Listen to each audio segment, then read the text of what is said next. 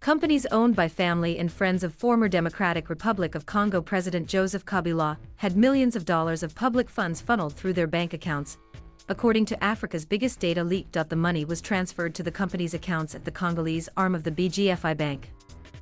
Millions of dollars in cash were then taken out of the accounts. Mr. Kabila was president at the time of the bank transfers. He has declined to respond to our questions over the transfers. The leak included more than 3 million documents and information on millions of transactions from the BGFI bank, which works in several African countries and France.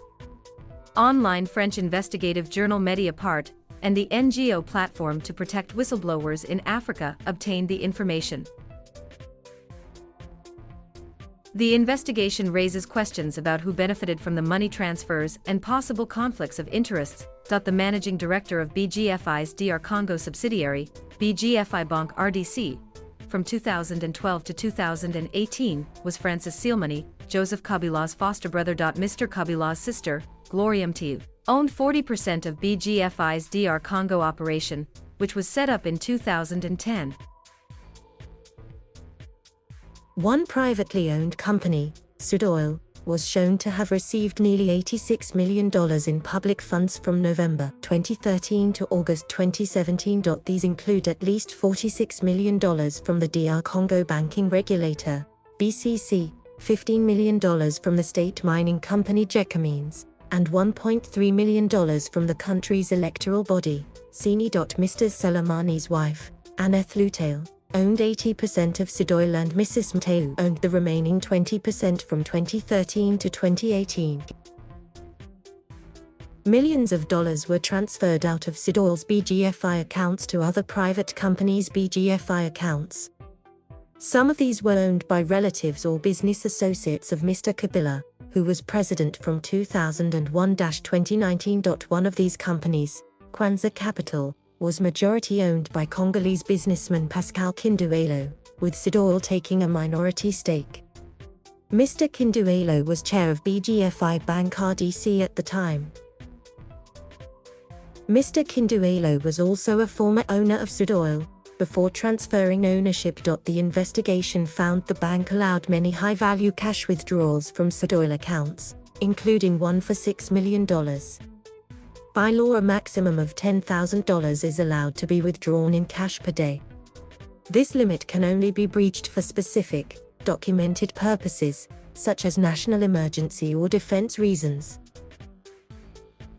Our investigation was only able to establish that SUDOIL, for the period 2013 to 2018, had one employee, managing director David Ezekiel, and a small office in the capital Kinshasa as its address. In October 2013, SUDOIL purchased a real estate complex in the capital for $12 million, basing the company there. It also had a contract with BGFI Bank RDC to provide new vehicles to several of its senior management, including Mr. Selemani. It charged $70,000 to provide his four-wheel drive car. The investigation had access to an internal BGFI audit, completed in July 2018, heavily criticizing the bank's DR Congo operation. The audit was never meant to be made public. It gave a score of very high risk for the DR Congo subsidiary. It also referenced a lack of integrity and transparency in the declaration of conflicts of interest and compliance in its operations with clients. The audit named Mr. Selemani as having at least 16 declared conflicts of interest, including links to private companies holding accounts at the bank. It also highlighted several high-value transactions by SUDOIL. 2 weeks after the report was complete, Mr. Selemani was moved to a new role at BGFI's head office in Gabon. He reportedly received $1.4 million on leaving BGFI Bank RDC.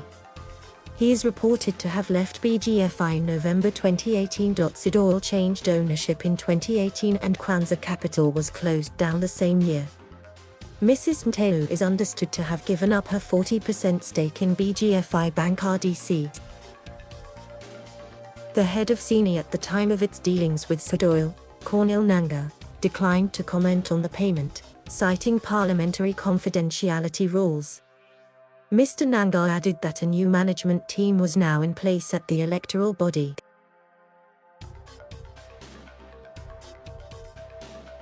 Thank you for watching. Please subscribe.